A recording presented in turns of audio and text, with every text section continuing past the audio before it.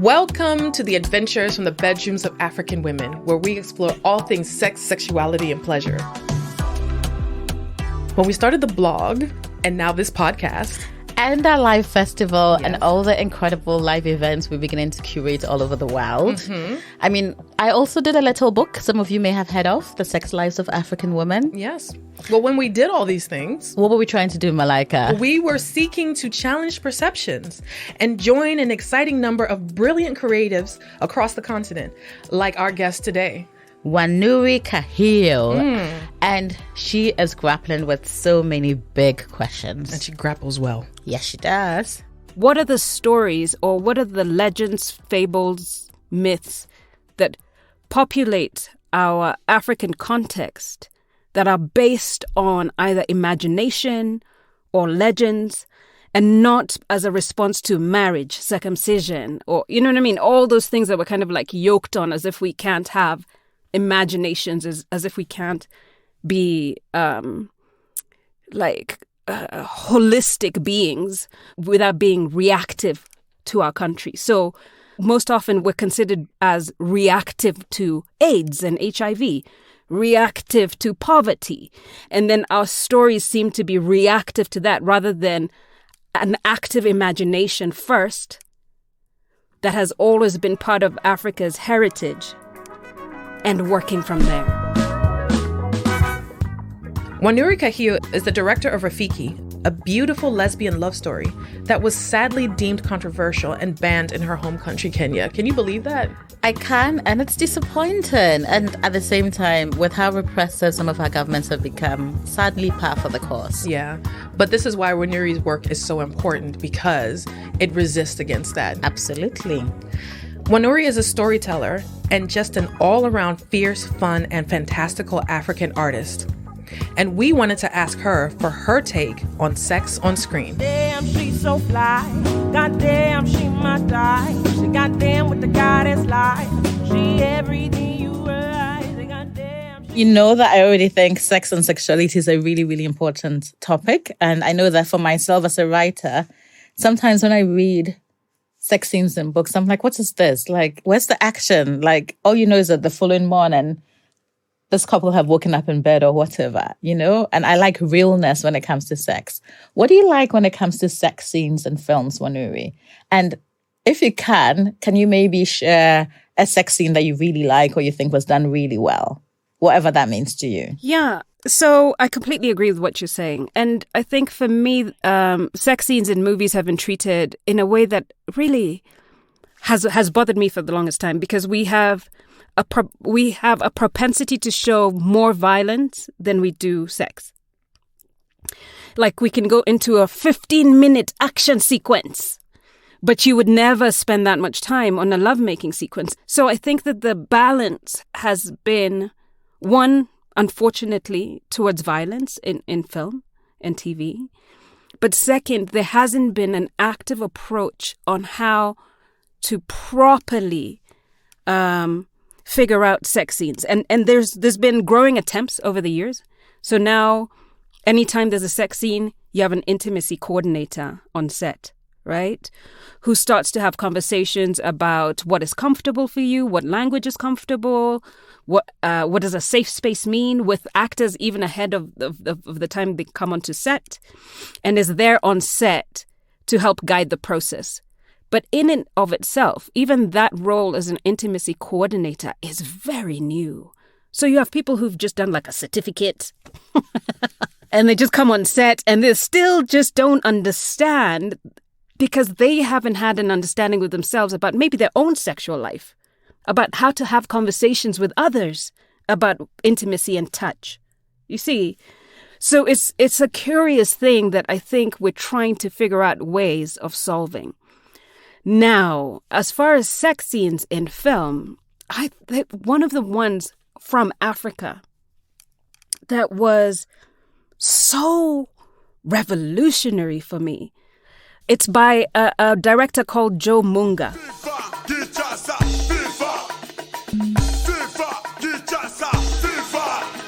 In a city where everything is for sale,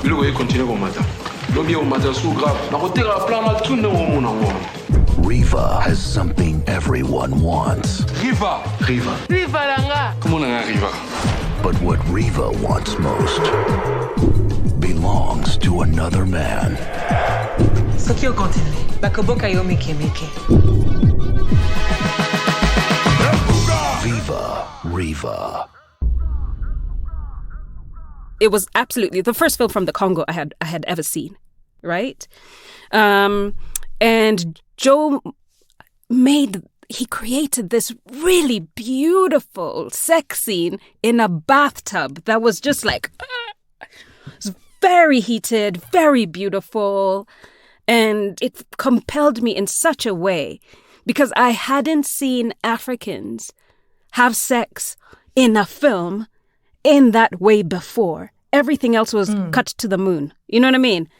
The shades come, cut to the moon. It's always the moon. And then the morning after. And this was the first time I was just like, oh, wow, that is so passionate and so sensual. It was just a beautiful, beautiful thing. Adding it to watch. Wow. Yeah. But it's really interesting what you said, Wanuri, around like how much violence gets portrayed. And, you know, I wonder if that is also more violence portrayed when it comes to the portrayal of African people's sexuality. Because one of the things that our producer did for this show, right, when she was researching was to Google African film and sex. And what was coming up was a lot of sexual violence.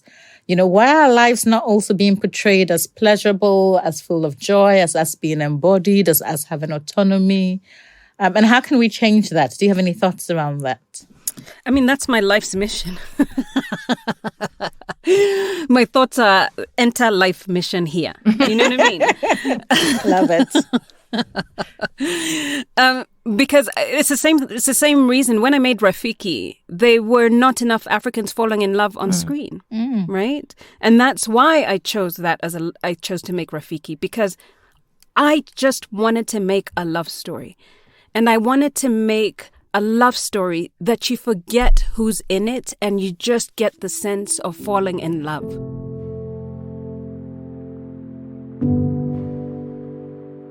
Let's make a pact that we will never be like any of them down there. Instead, we're going to be something real. Yes, something real.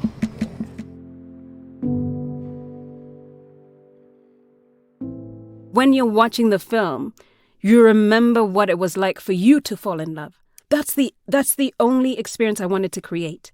So much so that you remember the falling in love more than you remember that it's two women who are falling in love. Just so that we can take it out of this like boxes that we continue to put things in. Because it seems to me, having made Rafiki, that at some point we forget that people of color and Africans are actually emotional beings, right? So if it's a white hetero couple, that's love. Oh my gosh, look at them fall in love. Menye. You know what I mean? If you change any of that dynamic, if it's like a white person and a black person, it starts getting more political. Right. Yes. Until when it's like two African women, they're not in love, they're in politics. You know what I mean? They're not falling in love, they're in political. You know what I mean? Because they just become so distilled into what they're representing rather than what they're feeling. And that's been really a curious thing for me, is trying to break this idea that we don't fall in love. We don't have magical sex. We don't have one-night stands and flings. And that's why I really, really, really cherished Sex Lives of African Women. Because for the first time, I was just like, oh my gosh, I have been so colonized. My brain has been so colonized to believe that we are one thing and we express ourselves in one way. When even in my own research, I know that to not be true. But in reading it, it reminded me how glorious we are as human beings and how our experiences are so varied and so large and cannot be contained in any one thing. you know, not because of religion, not because of tradition. And then, and worst of all is when we actually come back to pre-colonial traditions, we had much less angst around sex. Absolutely. So even in my own tradition, in the Gikuyu tradition, I recently found out not only can a woman marry another woman, which was really interesting to me, right? But also they were mostly in open relationships. So if the husband went away, right, and somebody else was coming through town and saw a woman that he liked, whether she was married or not, he would proposition her consensually.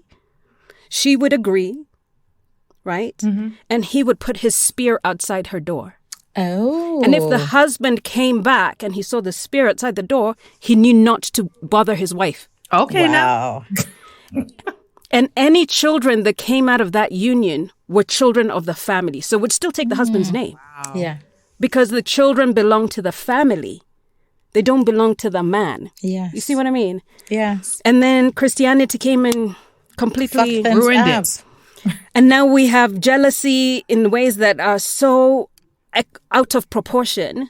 And we're socialized to have jealousy in ways that truly do continue not to make sense for me. I feel like we need to go back and learn so much about what like African sexuality was like pre-colonial times. And anytime you hear an anecdote like this, or, you know, you speak to like a really old person and they tell you how things were in their time, you're like, wow, how have things changed so much? It's within a generation, like literally within our parents' generation, which is absolutely awful. You know, one of the things that I hear you kind of allude to is, you know, this idea of masculinity, and you kind of talk of it in a very expansive way. How can we incorporate these, I guess, I don't want to say ancient, but, you know, older ideas of masculinity and make them more palatable so that things could be less fucked up today? Does the question make sense?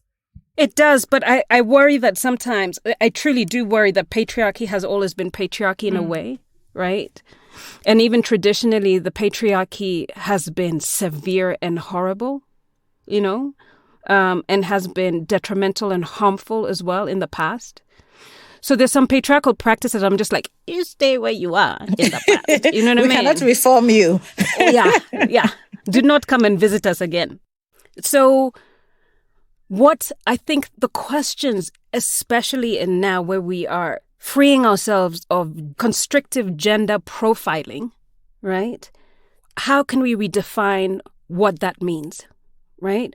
So what is masculine? Does that mean strong? Does that mean kind? Does that mean responsible?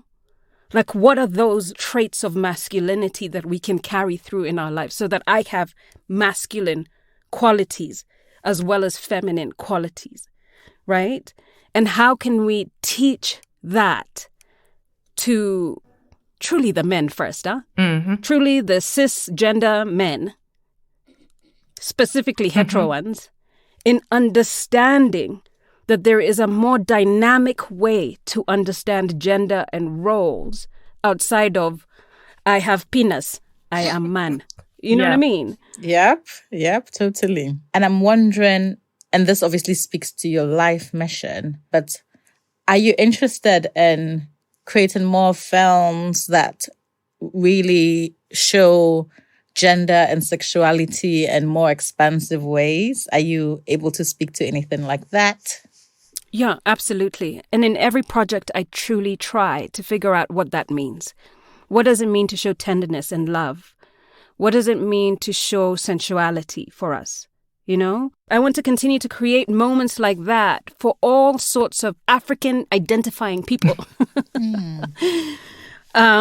So that we know that we have, even at the very least, a cinematic history that points to it. Like, look, you see, in this film, you know, because we weren't as good as recording our own stories and our own history in a way that is passed on to generations to come. And that's why I think that some of the customs about sexuality and sensuality have been lost, because we didn't translate them more than word of mouth, you know? So then where are those resources for us, and how are we creating those resources for us now? Like the podcast, obviously, so that we know that we existed in these ways. And that's what I want to do through film. Wanuri, I'm assuming that with your films like Pumzi and Rafiki, that you produced them like in the sense that they were African productions, right? And I also know you've done some work with like Netflix, which I'm assuming is, you know, not African. Has that made a difference in terms of how you're able to portray sexuality? Because obviously with Rafiki, there was a huge backlash. You had to go to court and the film was banned. I think it's even still banned in Kenya, right? So I'm just wondering if you feel restricted as an African filmmaker who is looking to portray like the whole range of human emotions and, you know? I don't feel restricted because I'm not going to allow myself to be censored as a filmmaker, as an artist, as a woman, as a mother, as a fill in the blank. I'm not going to allow myself to be censored in that way. However, I think that we have to find new ways of being able to do this, right? So that we're not getting into trouble. Or if we decide that this is the fight, which it is, if the fight is talking about sex in a holistic, wholesome way, right? And we're willing to go to court for it, then what are the safeguards around it? What are the ways that we can make sure that the artists who do these things, they're like sex activists. So if they do this, where are the safe havens for them? So that when they go to court or when they're being prosecuted, that they have spaces where they can feel safe, you know? So that they don't feel like they're out there in the world doing this work by themselves. But the work is going to continue to be the work because we are who we are. And whether you shut your eyes and deny it doesn't make us less of who we are. I'm curious, when did your life's mission, as you define it, become your mission? Was there a turning point for you? Honestly, watching Viva Riva really changed me. Because I was just like, first, one of the things that I did was I always knew I was going to make films and love stories and things like that. But seeing sexuality and sensuality in such a brave, brazen way really moved me because I was just like, oh, I can do it. You know what I mean? So I don't think it happened overnight or anything. And Rafiki was part of the movement towards creating a world that I feel acknowledges the world that I live in and the people that I love, right? But all I want to do is create that, is create our version of utopia's meaning. We are surrounded by people who are free of social mistrust, free of unkind patriarchy, you know, and where you can offer grace, love, and kindness as a core. That for me is a utopia. So I think over the years, I've been slowly defining what I want to create. And I want to create African utopias based on relationships, based on kindness, based on real and true love, and see what that does. I love it. So love it. And see what it does. In this utopia that you're building towards and working towards, as you imagine it, what is your favorite part of that utopia, this African utopia? Oh, I love that question, Malaika. Yeah. Wanuri inspired me. Relationships. The thing that is more, the thing that I think is the most beautiful thing about the utopias is relationships, right? Is the idea that we come as our whole selves without judgment, and we can. Right? The idea that we're not prosecuted or persecuted because of who we love or how we identify as a gender. That would be glorious. Just free of social and political discrimination. Just that would be an amazing space to be in. And what that would do for our relationships. Who would we be then? Who would we be then? If they weren't those constructs and those like constraints on us, how how glorious could we be? How open and vulnerable could we be if that were true? That's something I think about a lot. Yeah, and I think it's so important because if we don't see it, we don't even know it's possible, you know, it just leaves our imagination so limited. So I'm so grateful for the work of people like you. And what I'm also wondering is, how has doing this work changed you personally? How do you feel like your own relationship to your body and your sexuality has changed in time as you've become more aware? You know, because like you said, we are all socialized and colonized. And it's like we're constantly working to decolonize ourselves. It's been really interesting to see how society deems you as a result of the work that you've done, right? So because I made this particular film, my spirituality came into question, my parenting came into question, people viewing me as promiscuous happened as a result of making a film. When an accountant goes to a job and he does whatever job he does, we don't change values about who they are when they come back home. You know what I mean? But when you're an artist, all of a sudden your whole life becomes something that people can criticize and tear apart, which is a really interesting phenomenon, right? But at the same time, and it really, because I think this was happening in almost what I feel like is the sexual awakening of Africa, or reawakening, right? We've probably always been woke, right? And a really, really beautiful conversation about who we truly are, right? And who we are as sexual and sensual beings as well was happening. And that was fascinating. And I think because of these things happening and compounding, right, I've also had to define who I am and how I think I am and who I am as a sexual, sensual being and what that means, you know, what that means in my relationship, how I'd like my relationship to grow in that area. I hadn't even thought about growth in an area of a relationship in that way before.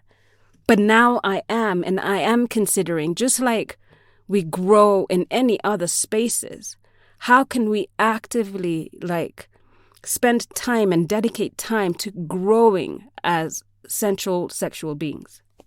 Yes, I feel like that's a question for everybody who's listening to this podcast to ask themselves. Yeah, totally. And now to the question. So there's a question that we've been asking every guest for this season, and it is, can you share a sexy secret with us? And you can interpret that question any way you want to interpret it. Sexy secret. I really, truly enjoy time with self. Right? And I'm not only talking about being, not only about self-pleasure or anything like that, because even before that happens, I really enjoy sitting with Wanuri. Who's that person? Because I was asked recently in therapy who that person is. And I started to define myself according to roles. I am a mother. I am a wife. I am a filmmaker. I am an activist. In roles, right? But all those roles, I don't know if I found who I was within that, right? So now what I am truly enjoying doing that I find very, very sexy is me, is sitting with me, is learning who I am. If I sit in silence, or if I ride a bike, or if I do something that is truly pleasurable, is that me? And how can I have more pleasure in that? That's what I'm actively trying to do this year. That's lovely. Yes! I love it. I love it. I love it. Yeah.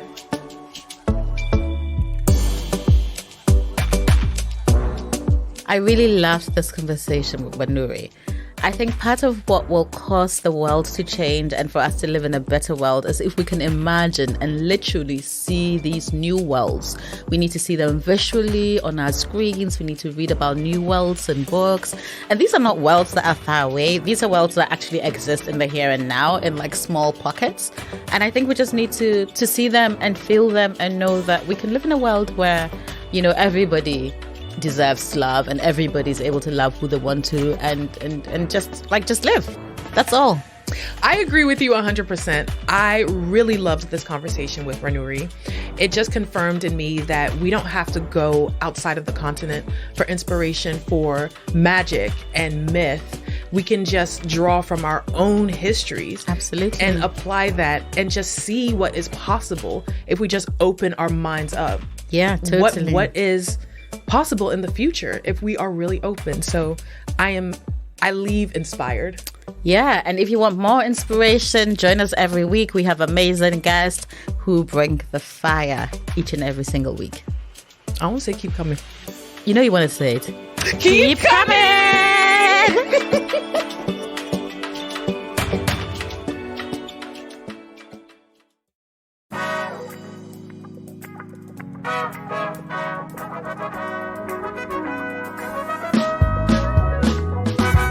The Adventures from the Bedrooms of African Women podcast is hosted by Malika Grant and Nana Darkose Chiama. Sally Cham, AQ Studios' CEO, is an executive producer alongside the hosts. Ferdy Boswell is a senior producer. Audio editors are Mercy Barno and Tevin Sudi, alongside production support from Mercy Gidaiga and Lucas Ngao. The Adventures from the Bedrooms of African Women podcast is a production of AQ Studios in partnership with Massy Media. Follow us on all our socials at AQ Studios Podcasts. Our theme music is Damn by Rhea Boss. Find Adventures from the Bedrooms of African Women anywhere you get your podcasts, and in the pursuit of all things sex, sexuality, and pleasure, follow us on all our social media platforms at Adventures From. Thank you for listening. Damn, she's so fly. Goddamn, she's my chick. Goddamn, without it lie. She everything you right.